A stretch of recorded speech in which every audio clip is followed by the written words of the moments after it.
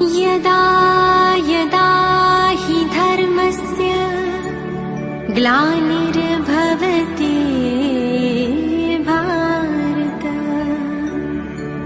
अभ्युत्थानम् अधर्मस्य तदात्मानं सृजाम्यहम् परित्राणाय साधूनां विनाशाय च दुष्कृताम् धर्म संस्थापनार्थाय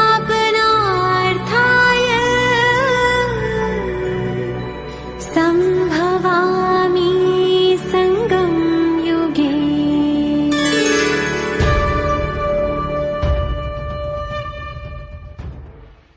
ஓம் சாந்தி. இன்றைய அவ்யக்த முரளி புதிய வருடத்திற்காக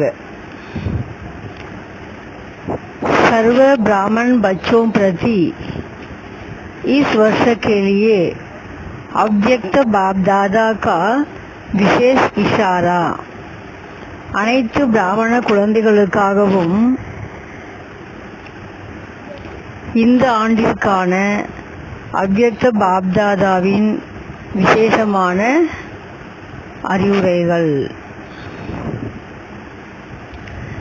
इस वर्ष हर एक बच्चे को यह विशेष अटेंशन देना है कि हमें तीनों ही सर्टिफिकेट लेने हैं।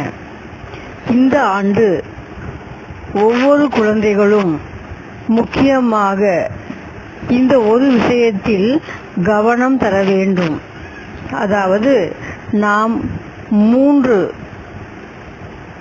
விதமான சான்றிதழ்களை பெற வேண்டும். இந்த ஆண்டு நாம் ஒவ்வொரு பிராமண குழந்தைகளும் 3 விதமான சான்றிதழ்களை பெற வேண்டும். அது என்னென்ன? मन पसंद, लोक पसंद और प्रभु पसंद, அதாவது பாப் பசந்த். மன் பசந்த் என்பது தன் மனதிற்கு பிரியமானவராக நான் இருக்க வேண்டும், மன் பசந்த். இரண்டாவது சர்டிஃபிகேட் லோக் பசந்த், மக்களுக்கு பிடித்தமானவனாக நான் இருக்க வேண்டும். மூன்றாவது பாப் பசந்த், பிரபு பசந்த், மகேசனுக்கு பிடித்தவனாக இருக்க வேண்டும்.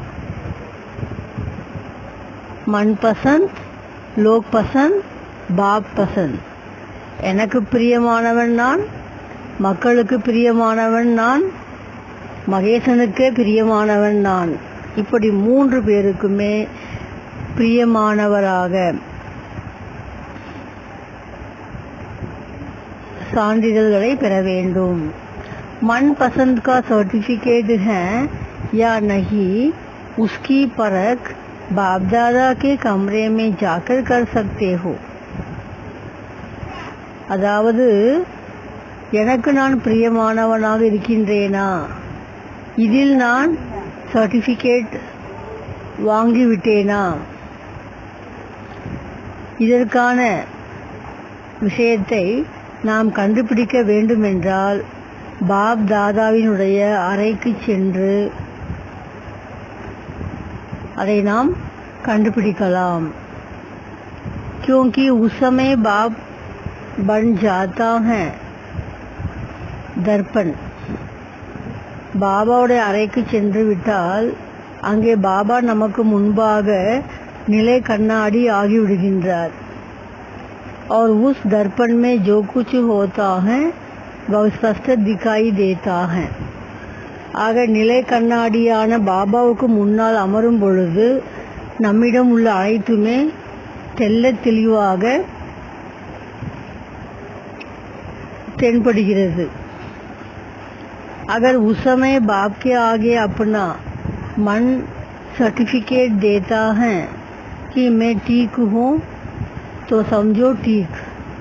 अगर उस समय मन में चलता यह ठीक नहीं है तो अपने को परिवर्तन कर देना चाहिए.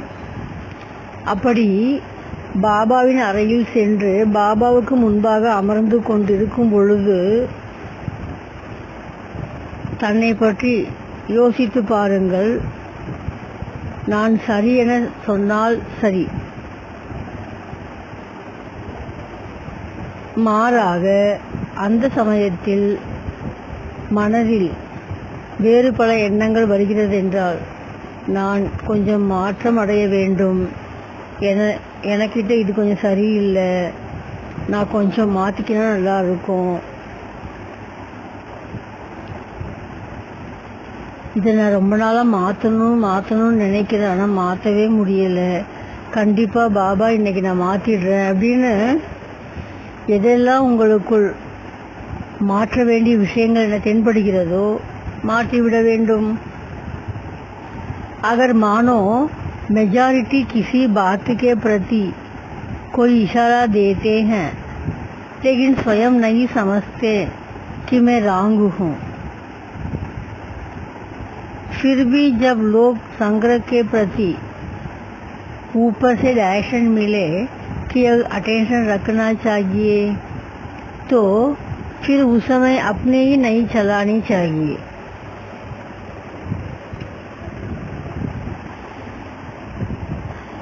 சரி, பெரும்பாலான மக்கள் மத்தியில் இருந்து நமக்கு ஏதாவது ஒரு விஷயத்தில் சுட்டி காண்பிக்கப்படுகிறது என்றால்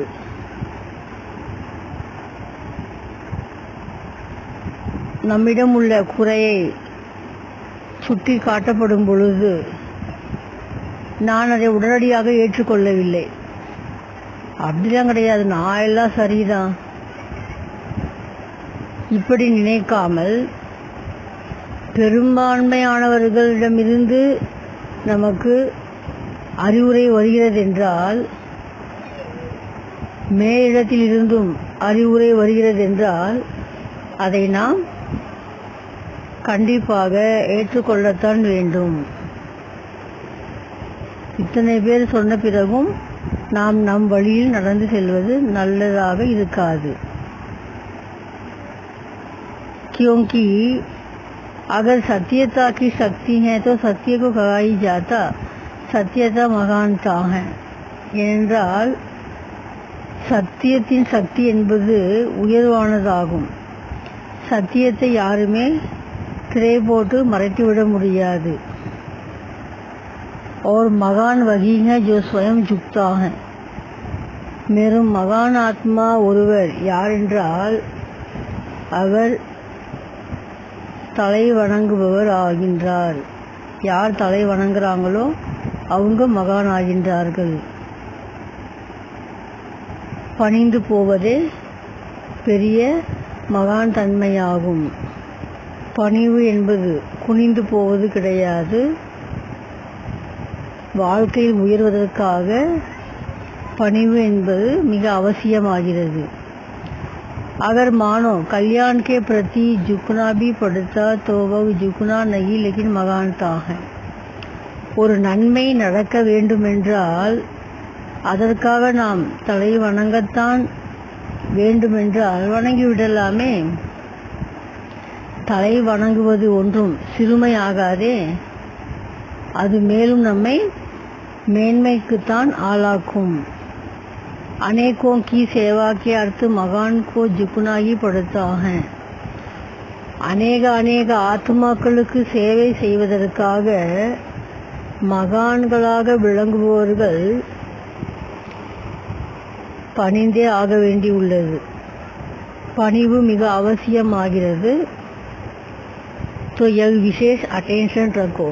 ஆக விசேஷமாக இந்த விஷயத்தில் கவனம் தர வேண்டும்.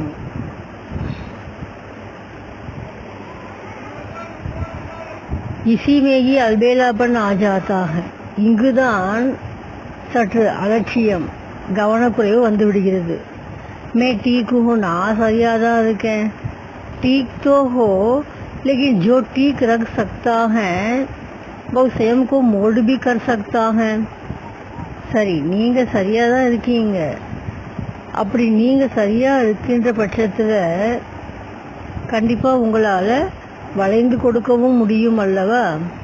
கொஞ்சம் வளைஞ்சு கொடுத்து தான் பாருங்களேன். अगर मानो दूसरे को मेरी कोई छलन से कोई भी संकल्प उत्पन्न होता है तो स्वयं को मोल्ड करने में नुकसान ही क्या? அதாவது என்னுடைய நடத்தையை பார்க்கும் பொழுது மற்றவருக்கு மனதில் ஏதோ ஒரு எண்ணம் வருகிறது என்றால் அதற்காக நான் என்னை மாற்றிக்கொள்வதில் வளைந்து கொடுத்து செல்வதில் நஷ்டம் என்ன வந்துவிட போகிறது? ஆக நான் சரி என்றால் கண்டிப்பாக அங்கே வளைந்து கொடுத்து செல்வதிலும் தவறில்லைதானே? சேவை என்று வந்துவிட்டால் ஆங்காங்கே சில இடங்களில் விட்டு கொடுத்து வளைந்து கொடுத்து போவது நல்லதுதானே. இது என்ன நஷ்டம் வந்துவிட போகிறது? फिर भी सबकी आशीर्वाद तो मिल जाएगी. அப்படி வளைந்து கொடுத்து செல்வதால் நஷ்டம் எதுவும் கிடையாது. மேலும் எல்லோருடைய ஆசீர்வாதம் கிடைத்துவிடும். எல்லாருடைய மனசுலையும் நாம இடம் பிடித்து விடலாம். எல்லோருக்கும் பிரியமானவராக மாறிவிடலாம். ये आशीर्वाद भी तो फायदा हुआ ना. ஆக நீங்கள் வளைஞ்சு கொடுத்து விட்டு கொடுத்து வாழ்ந்ததுனால எல்லார்கிட்ட இருந்து ஆசீர்வாதம் வாங்கிட்டீங்கன்னா அது ஒரு பெரிய லாபம் தானே. क्यों क्या में नहीं जाओ. ஏன் எதற்கு என்ற கேள்வியில் செல்லாதீர்கள். ये क्यों, ये ऐसा होगा वैसे होगा, इसको फुल स्टॉप लगाओ. இது ஏன் இப்படி, அது ஏன் அப்படி, அது இப்படி இருக்கணும், இது அப்படி இருக்கணும், இதையெல்லாம் விட்டுட்டு ஒரே புள்ளி முற்றுப்புள்ளி வைத்து விட்டு சென்று கொண்டே இருங்கள். अब यह विशेषता चारों ओर लाइट हाउस के मुआफिक फैलाओ. ஆக இந்த ஒரு முற்றுப்புள்ளி வைக்கின்ற விசேஷ குணத்தை நாலாபுறமும் லைட் ஹவுஸ் கலங்கரை விளக்கமாக இருந்து பரப்பிவிடுங்கள். इसको कहा जाता है एक ने कहा दूसरे ने माना. இதைத்தான் ஒருவர் சொன்னார் ஒருவர் கேட்டார் என்று சொல்வதாகும். இப்போ வீட்டில் கூட அம்மா சொல்கிறாங்க, பிள்ளைங்க ஏற்றுக்கிறாங்கன்னா அது எவ்வளவு சந்தோஷமான விஷயமாகிறது. மாறாக வாக்குவாதம் செய்யாமல் ஒருத்தவங்க சொன்னாங்க ஒருத்தவங்க கேட்டாங்க, அதுதான் அந்த குடும்பத்திற்கு அழகாகும். இந்த ஒரு நல்ல குணத்தையே கலங்கரை விளக்கமாக இருந்து நாலாபுறமும் பரவச் செய்யலாமே. அர்த்தாத் अनेकों को सुख देने के निमित्त है. ஆக இப்படி ஒரு நல்ல குணத்தை கையாளும் பொழுது நீங்கள் அநேக ஆத்மாக்களுக்கு சுகம் தருவதற்கான முன்னோடியாக விளங்குவீர்கள், நிமித்தமாக இருப்பீர்கள். इसमें यह नहीं सोचो कि मैं कोई नीचे हो गया. அப்படி நீங்கள் சொன்னதை கேட்டுவிட்டு நடப்பதால் நீங்கள் ஒன்றும் சின்னவங்களாயிட மாட்டீங்க. அவங்க சொல்லி நான் கேட்டேன்னா நான் சின்னவளாயிடுவேனா என்ன? நான் கீழே இறங்கிடுவேனா? என்னுடைய உயர்வு அப்போதுதான் மேலும் உயர்வடைகிறது. गलती की तभी मैं परिवर्तन कर रहा हूँ. यह नहीं सोचो लेकिन सेवा के लिए परिवर्तन कर रहा हूँ. அதாவது நான் தப்பு பண்ணியிருக்கேன், அதனால் என்னை மாற சொல்கிறாங்க, நான் மாற்றிக்கிறேன், இப்படி நினைக்காதீங்க. சேவைக்காக நான் மாறிக்கொள்கிறேன், என்னை மாற்றிக்கொள்கிறேன். சேவை பாவனையில் அவங்க சொன்னதை நான் ஏற்றுக்கொள்கிறேன். இப்படி நினைத்து பாருங்களேன். सेवा के लिए स्कूल में भी कुछ मेहनत करनी पड़ती है ना. சேவை செய்ய வேண்டுமென்றால் உடலாலும் சில முயற்சிகள் செய்ய வேண்டித்தானே உள்ளது. तो श्रेष्ठ महान आत्मा बनने के लिए, ஆக சிரேஷ்டமாக உன்னதமான மனிதராக வேண்டும் என்றாலும் மகானாத்மா ஆக வேண்டும் என்றாலும் थोड़ा बहुत परिवर्तन भी किया तो अर्ज की क्या கொஞ்சம் நமக்குள்ள மாற்றத்தை கொண்டு வந்தா என்ன ஆயிட போகுது, மாற்றிக்கலாம் தானே. இஸ்மே ஹே அர்ஜுன், இதில் நீங்கள் நம்பர் 1 அர்ஜுனன் ஆகுங்கள். சொன்னதை உடனே செய்து முடிப்பவர் தான் அர்ஜுனன் என பெயர் பாடப்பட்டுள்ளது. யார் சொன்னதை உடனே செஞ்சிட்டாங்களோ அவங்க அர்ஜுனன். இஸ்ஸே வாத்தாவரண பனேகா, அப்படி நடந்து கொள்வதால் நல்ல ஒரு சூழ்நிலை அமைக்கப்படுகிறது. ஏக் சே தோ, தோ சே தீன், ஒருவரால் இருவர், இருவரை பார்த்து இன்னொருவர், இப்படி அந்த நல்ல விஷயமே அநேக ஆத்மாக்களை சென்றடையும் பொழுது நல்ல ஒரு சூழ்நிலை அங்கே அமைவதை காணலாம் தானே. अगर कोई गलती है और मान ली तो यह कोई बड़ी बात नहीं कि लेकिन गलती नहीं है और लोग संग्रह अर्थ करना पड़ता, यह महानता. அதாவது தப்பே செய்துட்டு தப்புன்னு சொல்லும்போது ஆமான்னு ஏற்றுக்கிறது பெரிய விஷயம் இல்லை. தப்பே செய்யாது மெஜாரிட்டியான மக்கள் தவறுன்னு சுட்டி காட்டும்போது ஏற்றுக்கிறோமே, அந்த கூட்டத்துக்காக ஏற்றுக்கிறோம் அப்படின்னா அங்கே தான் நீங்கள் மகான் ஆகின்றீர்கள். அதுவே மகான் தன்மை ஆகிறது. इसमें अगर कोई समझता भी है कि इसने यह किया अर्थात निश्चय हो गया, तो दूसरों के समझने से कुछ नहीं होता. बाप की लिस्ट में तो आगे नंबर है ना. ஆக இப்படி யோசிக்கக்கூடாது. இவங்க ஏதோ தப்பு பண்ணியிருக்காங்க, அதனால தான் கொஞ்சம் அமுங்கி போகிறாங்க, அப்படியே அமைதியாக போகிறாங்க, தெரியுதுல்ல இப்படின்னு யார் என்னவோ சொல்லிட்டு போகட்டும், அதில் உங்களுக்கு ஒன்றுமே கிடையாது. அதை பற்றி நீங்கள் ஏன் யோசிக்கிறீங்க? பாபாவுடைய லிஸ்டில் நீங்கள் முதல் நம்பரில் இடம்பெற்று விட்டீர்கள். इसको दबाना नहीं कहा जाता. यह भी ब्राह्मणों की भाषा होती है. कहाँ तक दबेंगे, कहाँ तक मरेंगे, कब तक सगन करेंगे, இதெல்லாம் அடங்கி போவது ஆகாது. அதாவது ப்ரெஷர் கொடுக்குறாங்கன்னு சொல்கிறோம் இல்லையா, இதெல்லாம் ஒரு பெரிய தாக்கம் என்பது ஆகாது. பிராமணர்களிடம் ஒரு பாஷை இப்போது நடமாடுகிறது. அது என்னவென்றால், எதுவரைக்கும் நம்ம அமுங்கி போகிறது, அமைதியாக போகிறது, எதுவரைக்கும் நானே சாகிறது, எதுவரைக்கும் நானே பொறுத்துக்கிறது. இன்னும் எல்லாருக்கும் என்னை தான் சொல்லுவாங்களா, நானே தான் விட்டு கொடுத்து போகணுமா, நானே தான் பொறுத்துக்கணுமா. अगर यहाँ दबेंगे भी तो अनेक आपके पाँव दबाएंगे. சரி, அப்படியே உங்களை எல்லாரும் போட்டு அமுக்குறாங்க, குட்டிக்கிட்டே இருக்காங்க, நீங்கள் குனிஞ்சிக்கிட்டே இருக்கீங்க.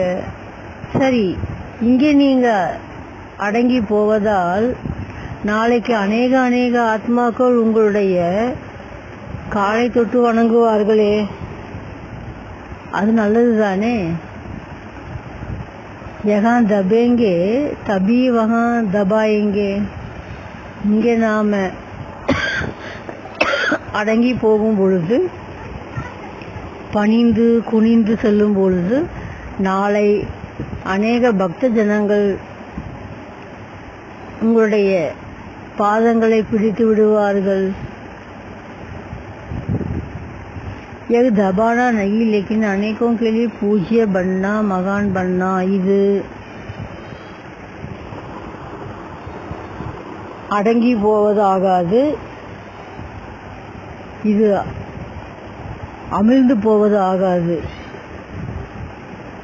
அநேக மக்களால் பூஜைக்குரியவராக நீங்கள் மாறுகின்றீர்கள் என்பதாகும்.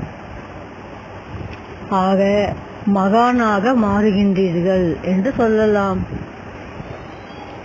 इस वर्ष ऐसा कोई नया प्लान बनाओ जैसे मोहजीत परिवार की कहानी सुनाते है ना, कि जिस भी संबंधी के पास गया उसको ज्ञान सुनाया।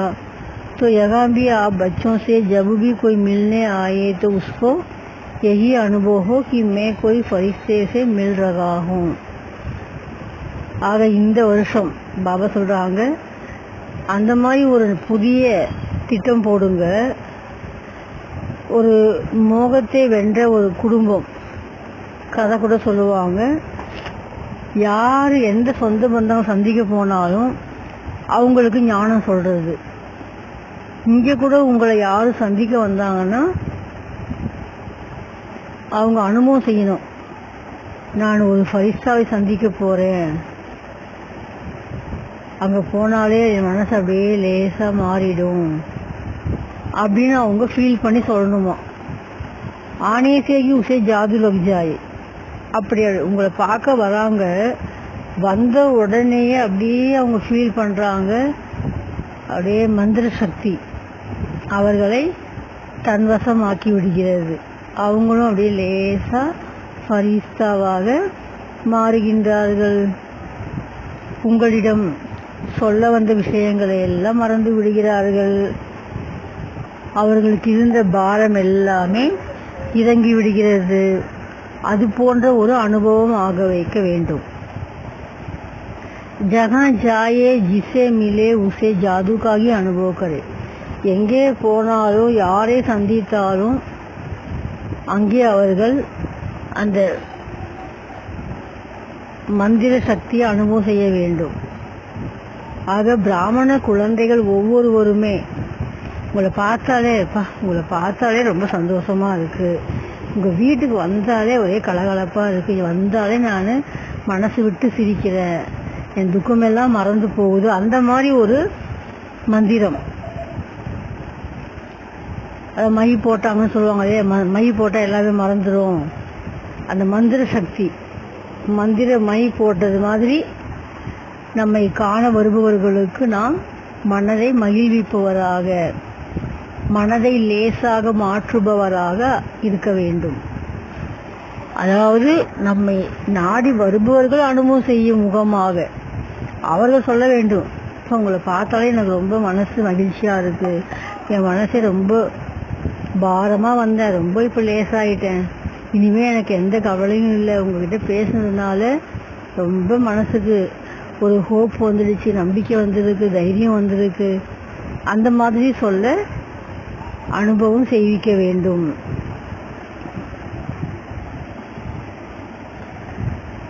जैसे शुरू में बाप को देखा, मुरली सुनी, परिवार को देखा तो मस्त हो जाता था, ऐसे अभी भी जो सोच कर आवे उसे परम गुना अनुभव करके जाए. இந்த யஜ்யத்துடைய ஆரம்ப கட்டத்தில் பாபா பார்க்க குழந்தைகள் வந்தாங்க, முரளி கேட்டாங்க, அப்படியே கேட்கவே மூழ்கி போயிடுவாங்களாம். அப்படியே மகுடிக்கு ஆடின பாம்பு மாதிரி அப்படியே மயக்கத்தில் ஆன்மீக போதையில் திளைத்துட்டு இருந்தாங்க. அந்த மாதிரி இப்போ உங்களை பார்க்க வர்றவங்க பல மடங்கு உலக விஷயத்தை மறந்து ஆன்மீக ஆனந்தத்தில் மகிழ்ச்சியில் மூழ்கி திளைக்க வேண்டும். பல மடங்கு அந்த அனுபவத்தை அவர்கள் செய்ய வேண்டும். ஐசா அப் பிளான் பண்ணாவோ. ஸோ அந்த மாதிரி ஒரு பிளான் போடுங்க. திட சங்கல்ப சே சப் குச் ஹோ சக்தா ஹை. நல்ல திடமான ஒரு எண்ணம் வைங்க, கண்டிப்பாக எதுவுமே நடக்கும். திட சங்கல்பம் வச்சா நடக்காது எதுவுமே கிடையாது. அகர் ஏக ஐசா அனுபவ கராயேகா तो सब उसको ஃபாலோ करेंगे. அந்த மாதிரி ஒருத்தர் அனுபவம் செய்து விட்டால் மற்ற எல்லோரும் அவர்களை பார்த்து பின்பற்ற துவங்குவார்கள்.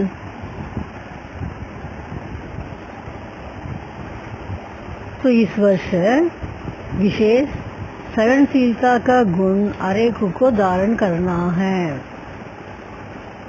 ஆக இந்த ஆண்டு, இந்த பழைய வருஷம் முடிய போகுது, புதிய ஆண்டு வர இருக்கிறது. ஸோ ஸோ பாபா என்ன சொல்கிறாங்க, இந்த புத்தாண்டில் குழந்தைகள் பொறுமைசாலியான அந்த பொறுமை என்ற குணத்தை ஒவ்வொரு குழந்தைகளும் தனக்குள் கையாள வேண்டும். संगठन में अगर कोई एक के लिए कुछ बोलता भी है, दूसरा चुप रहे, तो बोलने वाले कब तक बोलेगा?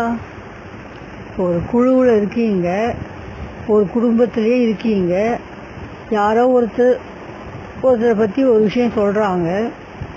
ஒருத்தர் பேசும்போது இன்னொருத்தர் அமைதியாக இருந்துட்டா பேசுகிறவர் எவ்வளோ நேரம் பேசிகிட்டே இருப்பார்? தானே அவனும் சுப்சாப் அடங்கிடுவார் இல்லையா?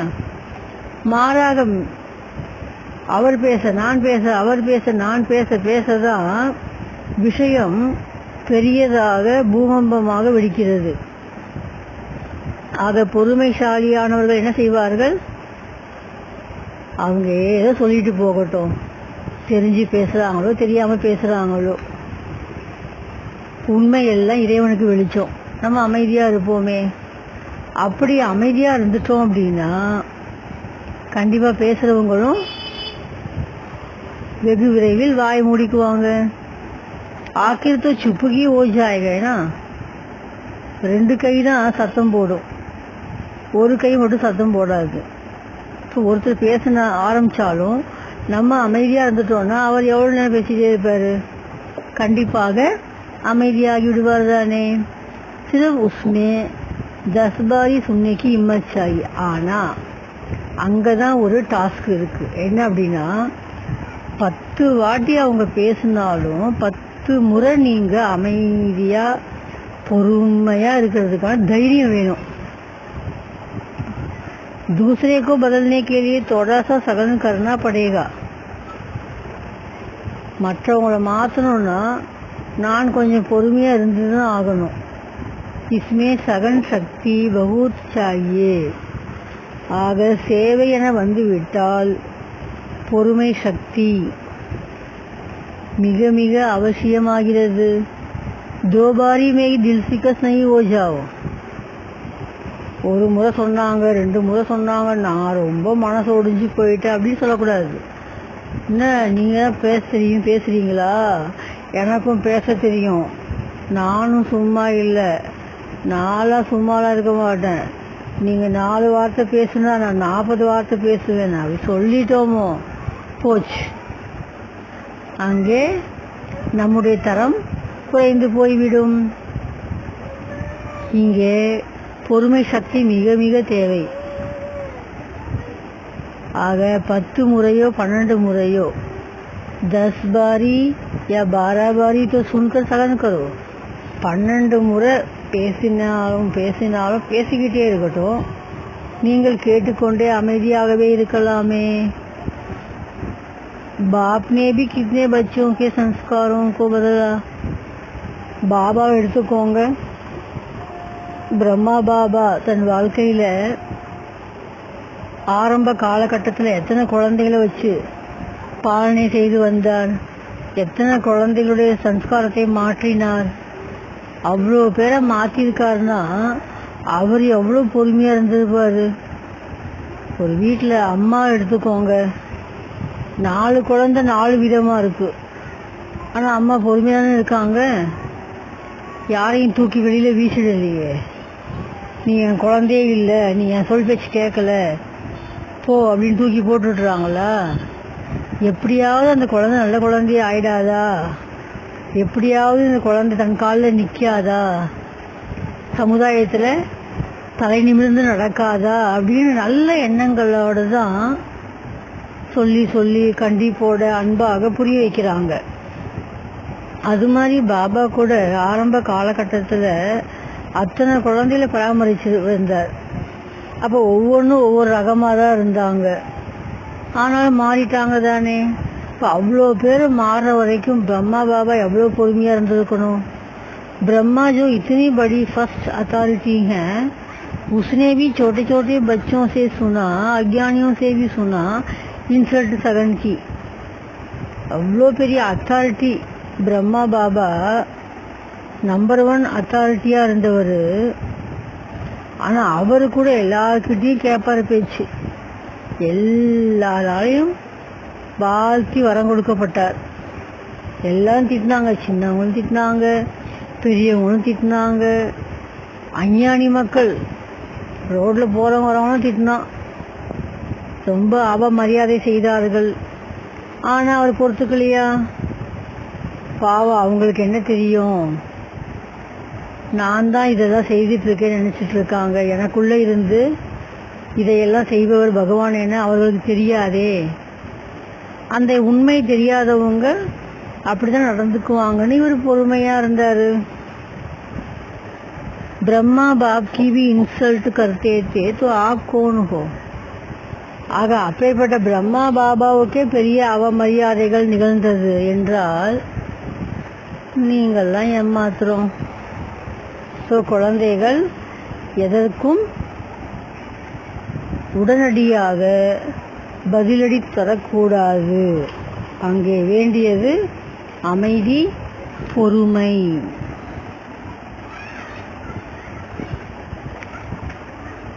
ब्रह्मा बाप की भी इतना इंसल्ट करते थे तो आप कौन हो? जब बाबा ने सब कुछ सघन कर परिवर्तन किया तो follow father. So Brahma Baba நம்முடைய அப்பா தானே. அவரே இவ்வளவு பொறுத்துக்கிட்டு எல்லாத்தையும் தாங்கிக்கிட்டு இந்த மகான் காரியத்தில் நம்பர் 1 வாழ்ந்து காட்டினார் என்றால் நாம் அப்படிதான் செய்ய வேண்டும். நம்முடைய தந்தையை நாம் பின்பற்றக்கூடாதா? जब बाबा ने सब कुछ सघन कर परिवर्तन किया तो फॉलो फादर. ஸோ புது உலக ஸ்தாபனைக்காக பிரம்மா பாபா இவ்வளவு பொறுத்து கொண்டிருந்தார் என்றால் குழந்தைகள் நாமும் அந்த தந்தையை பின்பற்றலாமே. சிரஃப் இம்மத் கி பாத்து ஹை. இதுக்கு ஒன்றே ஒன்று, என்ன தேவை? தைரியம். தைரியம் மட்டும் இருந்தால் போதும்.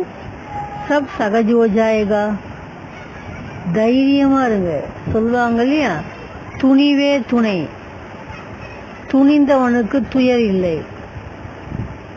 துணிவோட தைரியமாக இருங்க, எல்லாமே தவிடுபொடி ஆகிவிடும். நாளை வெற்றி நிச்சயம். குழந்தைகள் உங்களுக்குத்தான். सिर्फ थोड़ा पहले लगता है कैसे होगा, कहाँ तक सगन करेंगे. ஆரம்பத்தில் கொஞ்சம் அப்படி இப்படி தான் இருக்கும். நீ ஐயோ எவ்வளோ நாள், எது வரைக்கும் நம்ம பொறுத்துக்கிறது, இந்த மாதிரி எவ்வளோ நாள் நடக்கும், ஐயோ பயமாக இருக்கே. இல்லை, இம்மத்து நான் ஹாரும். ஒருபோதும் எவ்வளவு நாள் ஆனாலும் தைரியத்தை மட்டும் விட்டு விடாதீர்கள். அபி அபி ஹோ ஜாயி. எவ்வளோ நாள் இல்லை, ஏன் இப்போ கூட நடந்துடும். இப்போ கூட நல்லது நடந்தே தீரும்.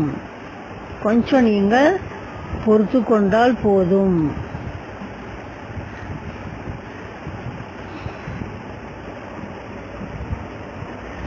जब भविष्य पर छोड़ते हो कि कहाँ तक होगा, तभी संकल्प कमजोर होते हैं. நீங்கள் அந்த நல்ல ரிசல்ட் வருவது இன்னொரு நீண்ட காலம் ஆகும் என நினைக்கும் பொழுது தான், இது ரொம்ப நாள் ஆகுமா, ரொம்ப நாள் கழிச்சு லாபம் கிடைச்சதுன்னா இப்போ நம்ம எதுக்கு அதுக்காக பொறுத்துக்கணும். அந்த மாதிரி ஒரு பலவீனமான எண்ணம் வந்து விடுகிறது. இல்லை, இப்போவே எவ்வளோ நாள் ஆகும்னு நினைக்காதீங்க. சங்கல்பத்தில் டிட்டர்மினேஷன் இருந்ததுன்னா, உறுதியான எண்ணத்தில் நிலைத்திருந்தால் கண்டிப்பாக ஜெயம் நிச்சயம். எண்ணத்தில் உறுதியாக இருந்தால் ஜெயம் நிச்சயம் இப்போதே தென்படும். भविष्य पर छोड़ने से वर्तमान कमजोर हो जाता है. நாளை என விடும் பொழுதுதான் நிகழ்காலத்தில் பலவீனமாகின்றீர்கள். நாளைக்கு தானே சொர்க்கம், நாளைக்கு வரப்போகுது, அதுக்காக இன்னைக்கு நான் ரொம்ப கஷ்டப்படணுமா, நானே பொறுத்துக்கணுமா, நானே எல்லாருடைய பொறுப்பு ஏற்றுக்கணுமா? இந்த மாதிரி நாளை என வெகு நீண்ட காலத்திற்கு பின் கிடைக்கின்ற பயன் என உணரும் பொழுது இன்று பலவீனம் அடைந்து விடுகின்றீர்கள் குழந்தைகள். ஆக எண்ணத்தில் உறுதியாக வைத்திருந்தால் அந்த நன்மை நிகழ்காலத்திலேயே நீங்கள் கிடைப்பதை கண்கூடாக பார்க்கலாம். जैसे साकार में आना जाना सहज हो गया, अभी अभी आए अभी अभी गए, तो जैसे साकार में सहज प्रैक्टिस हो गई आने जाने की, वैसे आत्मा की अपनी कर्मातीत अवस्था में रहने की भी प्रैक्टिस है. சரி, பாபா கேட்குறாங்க, குழந்தைகள் மதுபனுக்கு வாங்கன்னு சொன்னால் உடனே வரீங்க, முடிச்ச உடனே கிளம்புறீங்க. அவ்வப்போது வருவதும் போவதும் எவ்வளவு எளிமையாகிவிட்டது. அதே மாதிரி கர்மாதீத நிலைக்கு தன்னை கொண்டு செல்லுங்கள் என்றால் உடனேயே அந்த பயிற்சி செய்ய முடிகிறதா? अभी अभी कर्मयोगी, अभी अभी கர்மாதீத். ஒரு வேலை இருக்குன்னா அந்த வேலையில் மும்முரமாக ஈடுபட வேண்டும். நல்ல விதமாக காரியத்தை செய்து முடிக்க வேண்டும். அதே வேலை முடிந்தவுடன் அந்த வேலைக்கு எனக்கு சம்பந்தமே இல்லை, கர்மாதீத நிலை, அந்த ஒரு மனோநிலையில் நிலை பெற வேண்டும். இதுவும் உங்களுக்கு சகஜமான அனுபவம் ஆகிறதா? எப்படி ஊருக்கு வர்றது போகிறது சகஜமாக ஈஸியாக இருக்கோ அது மாதிரி மானசீகமாக ஒரு வேலை செய்யணும், விடுனா விடணும். அதுதான் கர்மயோகி மற்றும் கர்மாதீத நிலை. இப்படி தன் மனோநிலையை அமைப்பதில் நீங்கள் கை தேர்ந்தவராகிவிட்டீர்களா? இதை அனுபவம் செய்வது சகஜமாக சுலபமாக உள்ளதா? जैसे लक्ष्य रखते हो मधुबन जाना, फिर तैयारी कर पहुंच जाते, वैसे यह भी सदा लक्ष्य रहे कि कर्मातीत अवस्था में रखना, निमित्त मात्र कर्म करने के लिए कर्मयोगी बने कि कर्मातीत. எப்படி இப்போ மதுபன் போகணும்னு நினச்ச மாத்திரமே புக் பண்ணுறீங்க, புக் பண்ணிவிட்டு உடனே அதுக்கான ஏற்பாடுகளை செய்கிறீர்கள், உடனே லீவுக்கு அப்ளை பண்ணணும், அதை எல்லாமே ரெடி பண்ணுறீங்க இல்லையா? உடனே மதுபனுக்கு வரீங்க, முடிச்சுட்டு ரிட்டர்ன் ஜேர்னி வீட்டுக்கு போகிறீங்க, வேலையில் சேர்றீங்க. அதே மாதிரி இந்த ஒரு விஷயத்துக்கு லட்சியம் வையுங்களே. கர்மம் செய்யும்போது கர்மயோகியாக செய்ய வேண்டும். செய்ய வேண்டிய வேலை முடிஞ்சுதா, கர்மாதீத் நிலையில் இருக்க வேண்டும். இப்படி கர்மயோகி கர்மாதீத், கர்மயோகி நிலை கர்மாதீத நிலை, இப்படி மாறி மாறி செயல்படுவதற்கான மானசீகமான நிலையை அமைத்துக் கொள்வதற்காக நீங்கள் பயிற்சி செய்கின்றீர்களா? इसके लिए तैयारी कौन सी करनी है? சரி, அதுக்காக என்ன ஏற்பாடு செய்யணும் தெரியுமா? இப்போ மதுபனுக்கு போகணுன்னா டிக்கெட் புக் பண்ணுறோம், ஏற்பாடுகளை செய்கிறோம். இப்போ கர்மயோகி ஆகணும், கர்மாதீத் ஆகணும்னா அதுக்கு கூட ஒரு ஏற்பாடு செய்ய வேண்டியிருக்கு. அது என்ன பண்ணணும்? டபுள் லைட்டாக இருக்க வேண்டும். டபுள் லைட்னா என்ன? डबल लाइट बनना आता है? டபுள் லைட் ஆக தெரியுமா? ஒன்று ஆத்மா லைட்டு, ரெண்டாவது ஆத்மா நாலேஜ்ஃபுல் பிரைட்டு. ஒன்று ஆத்மா லேஸாக இருக்குது, இன்னொன்று ஆத்மா நாலேஜ்ஃபுல்லாக இருக்குது. அதான் டபுள் லைட்டு. ஸோ நாம் இதனை வாழ்க்கையில் அமுல்படுத்தும் பொழுது டபுள் லைட்டாக இருந்தோமே ஆனால் உடனுக்குடன் கர்மயோகியும் ஆகலாம், உடனுக்குடன் கர்மாத்தீத நிலையிலும் இருக்கலாம்.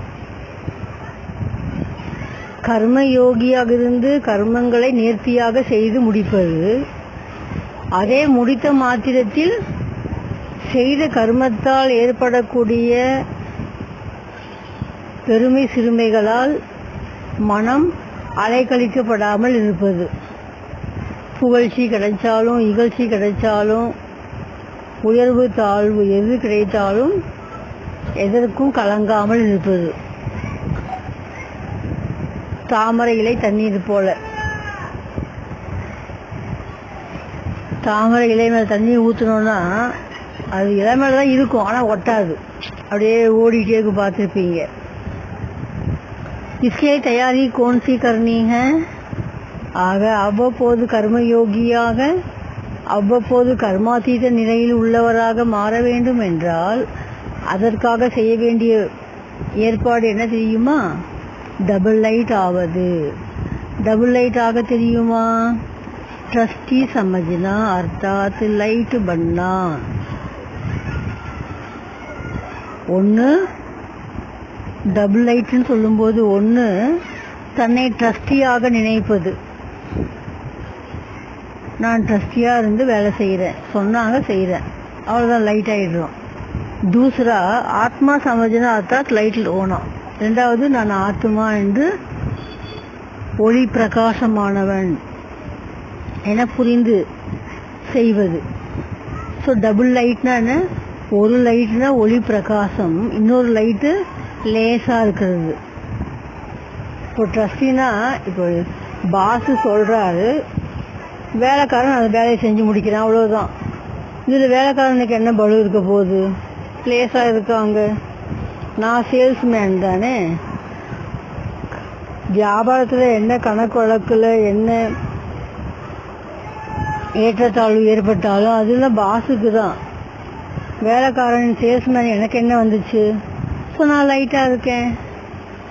ஒரு லைட்டு நான் ட்ரஸ்டியாக உணரும் பொழுது, இன்னொரு லைட்டு நான் ஆத்மா ஒளி பிரகாசம் என உணரும் பொழுது. ஸோ எது தயாரி கரணே ஆத்தீங்கன்னா, இப்படி உங்களை நாளுக்கு நாள் तैयार செய்ய தெரிகிறதா? यही अटेंशन रखने से फिर सेकंड में कर्मातीत, सेकंड में कर्मयोगी. இது மட்டும் கவனமாக இருந்தீங்கன்னா ஒரு நொடியில் கர்மாத்தீத்த நிலையை அடைய முடியும், அதே மறுநொடி கர்மயோகியும் ஆகலாம். எப்படி? जैसे कर्म में आना स्वाभाविक हो गया, वैसे कर्मातीत होना भी स्वाभाविक हो जाए. இப்போ ஒரு வேலை செய்கிறோம் அப்படின்னா அது நமக்கு ரொம்ப சுலபமாயிடுச்சு, சுபாவம் ஆயிடுச்சு இல்லையா? நடக்கிறோம், பேசுகிறோம், வைக்கிறோம், சமைக்கிறோம், சாப்பிட்றோம், அன்றாட கடமைகளை செய்கிறோம், ஆஃபீஸ் போகிறோம், ஃபைல் பார்க்குறோம். இதெல்லாம் நமக்கு இந்த கர்ம கஷேத்திரம்னு சொல்லும்போது கர்மம் செய்கிறது அது நமக்கு சுபாவமாகவே இயல்பாகவே மாறிவிட்டது.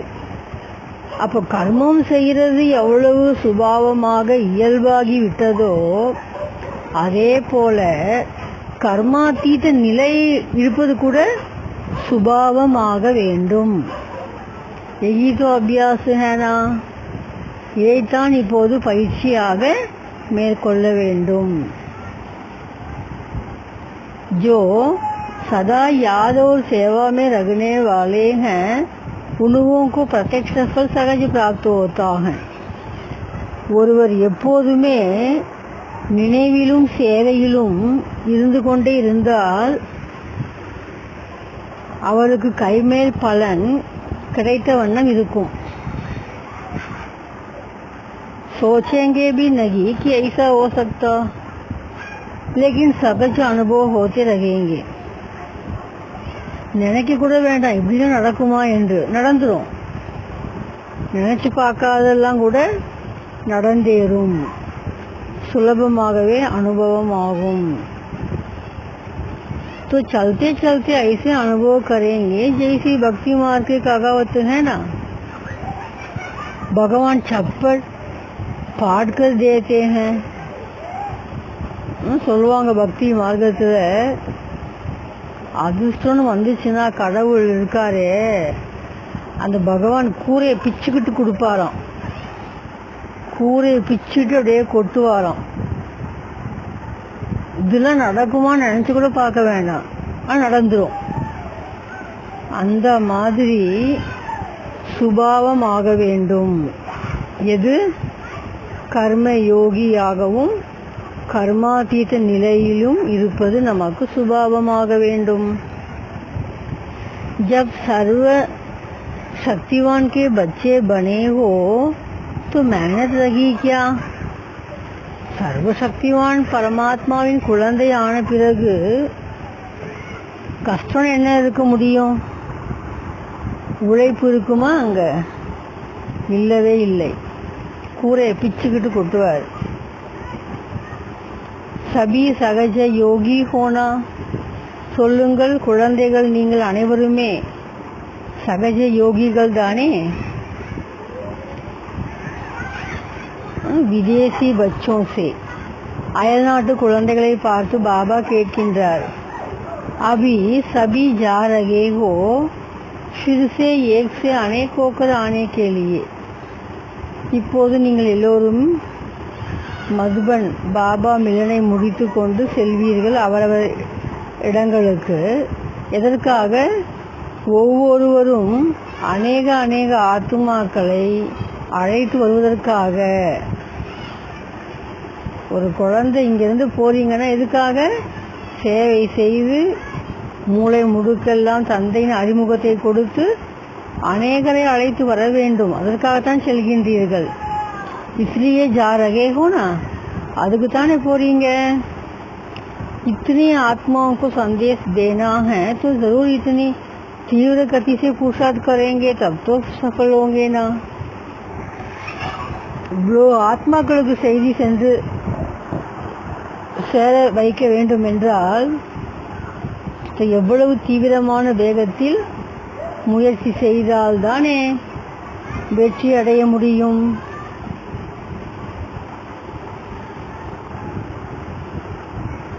अभी हरेक को सेवा के तीव्र गति का प्लान बनाना पड़े. ஆக இப்போது நீங்கள் ஒவ்வொருவருமே சேவைக்கான தீவிரமான வேகத்தில் திட்டங்களை தீட்ட வேண்டும். सदा यही समझो जैसे शांति की चिड़िया दिखाते हैं ना, ऐसे हम भी शांति के संदेशी बनकर जा रहे हैं.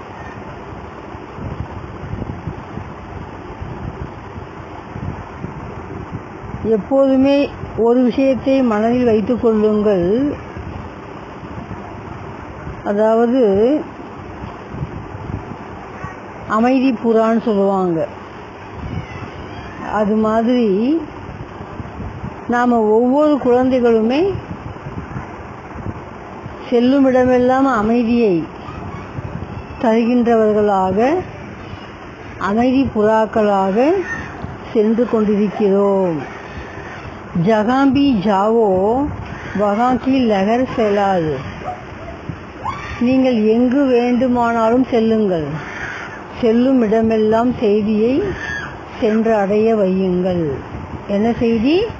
அமைதி செய்தியை. ஏன்? நீங்கள் அமைதி புறாக்கள் அல்லவா?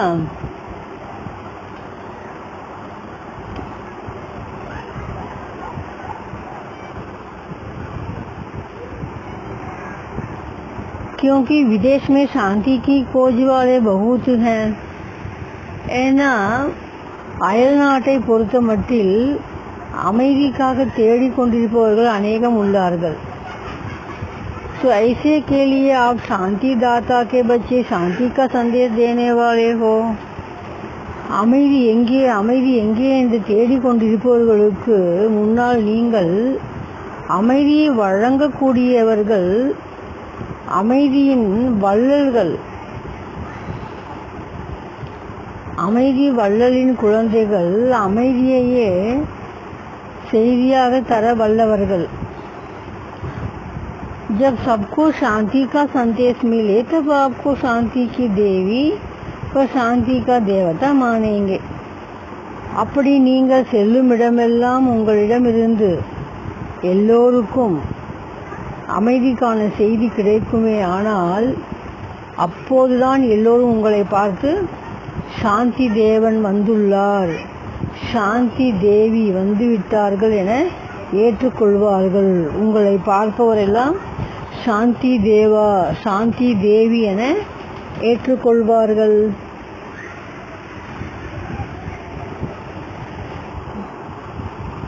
तो ऐसे बनकर जा रहे हो ना. ஆக அப்படித்தான் நீங்கள் எல்லோரும் அவரவர் இடங்களுக்கு செல்கின்றீர்கள். அமைதி புறாக்களாக, அமைதியின் செய்தி தருபவர்களாக. चारों ओर जब इतने शांति की देवी देवताएं फैल जाएंगे तो क्या हो जाएगा. ஆக நாலாபுறமும் பார்க்கும் இடமெல்லாம் அமைதி புறாக்களாகவே பறந்து பறந்து சென்று கொண்டே இருக்கின்றீர்கள் என்றால், நீங்கள் செல்லும் இடமெல்லாம் அமைதியை பரப்புவீர்களே, ஆனால் என்ன நடந்தேறும். शांति दाता बाप की प्रत्यक्षता का झंडा लहरा जाएगा. சாந்தி அமைதி வள்ளல் தந்தையுடைய கொடி பறக்க ஆரம்பிக்கும்.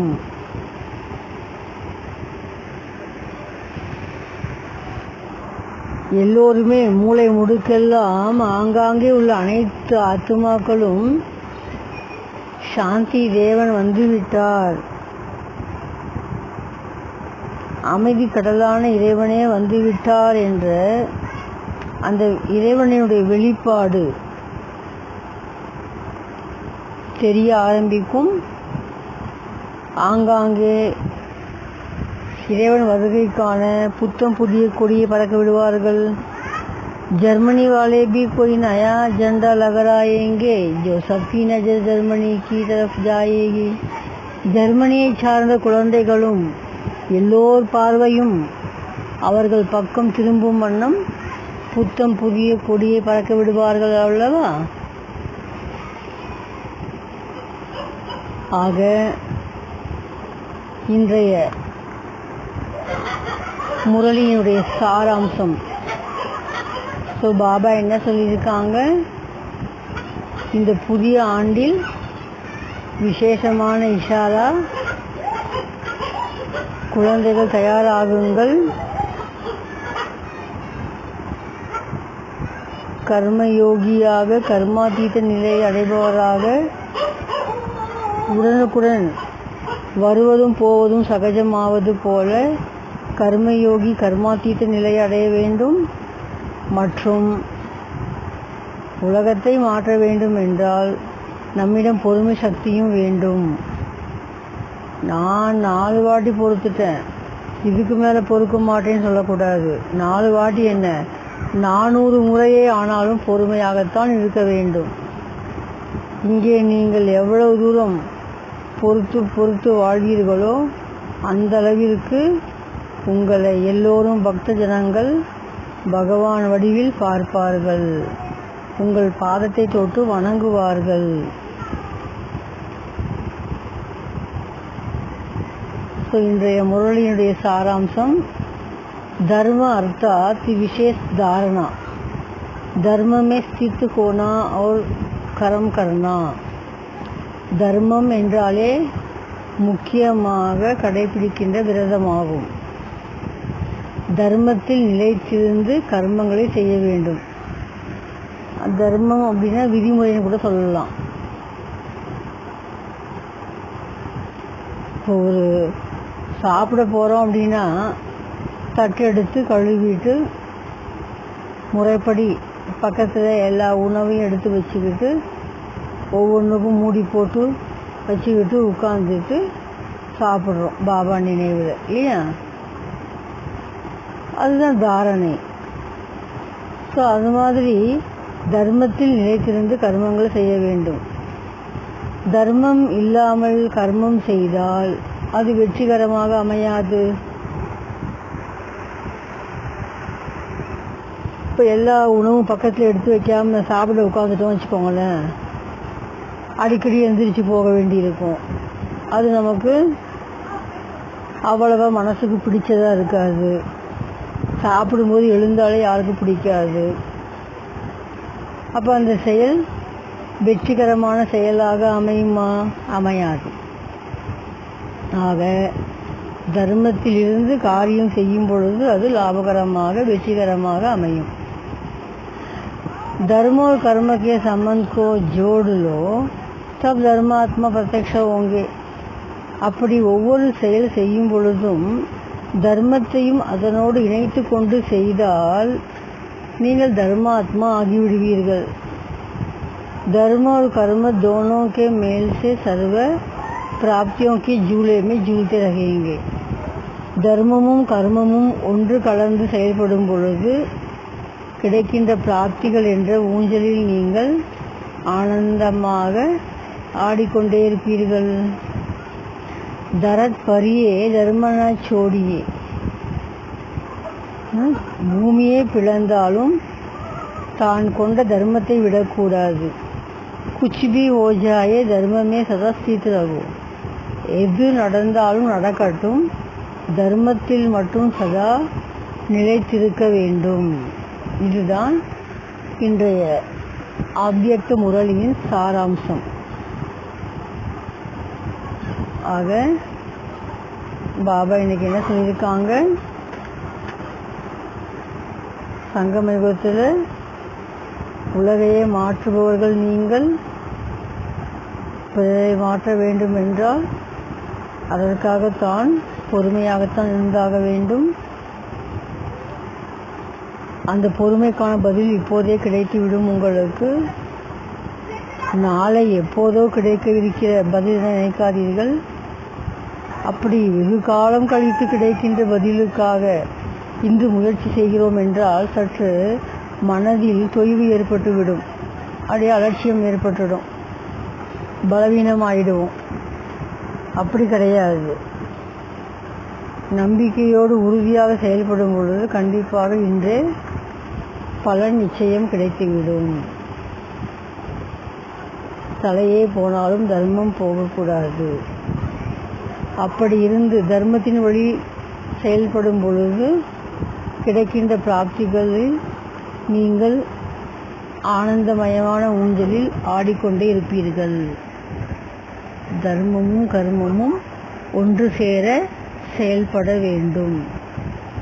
ஓம் சாந்தி.